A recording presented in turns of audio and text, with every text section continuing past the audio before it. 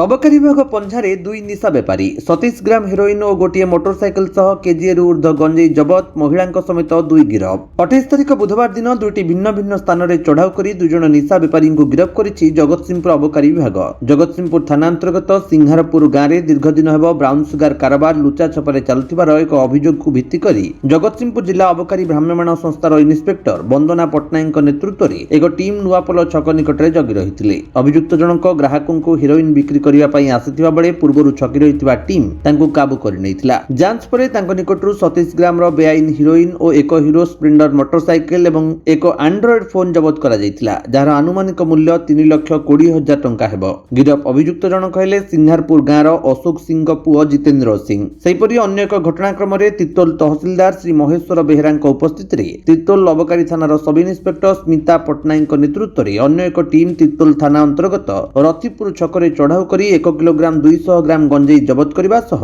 गंजेई व्यवसाय जड़ित थिबा बाईगोड़ गाँव पद्मनाभ महांती पत्नी रुनु महांती को गिरफ करिछि। जबत गंजेईर आनुमानिक मूल्य 12,000 टंका हेबो। आज चढ़ाऊ बेले जगतसिंहपुर जिला अबकारी भ्राम्यमाण संस्थार एएसआई संतोष नायक, एएसआई पिनाकी रंजन राउतराय, कन्स्टेबल सविता नायक, विश्वरंजन स्वाई, सुकांती माझी और तिर्तोल अबकारी थानार कन्स्टेबल सुमंत महंत, कल्याणी सेठी प्रमुख सामिल थिले। गिरफ दुई अभियुक्तों को दुईटी अलग अलग मामलें कोर्ट चालाण कर अभियुक्त दुईଙ୍କ जमीन नामंजूर हेबारु सेमानंकु 14 दिनिया विचार विभाग हाजत को पठाई जाइछि। नार्कोटिक्स व्यवसाय विरुद्ध रे चढ़ाऊ को अधिक तीव्रतर करा जिबा सह शून्य सहनशील नीति रे समस्त अभियुक्त को दमन करिवा पई आगामी दिन रे अबकारी विभाग तार प्रयास जारी रखिबो बोली अबकारी अधीक्षिका श्रीमती अनिता प्रधान प्रकाश करिसंती। जगतसिंहपुर राकेश कुमार रायଙ୍କ रिपोर्ट, विश्व विजयी न्यूज ओडिशा।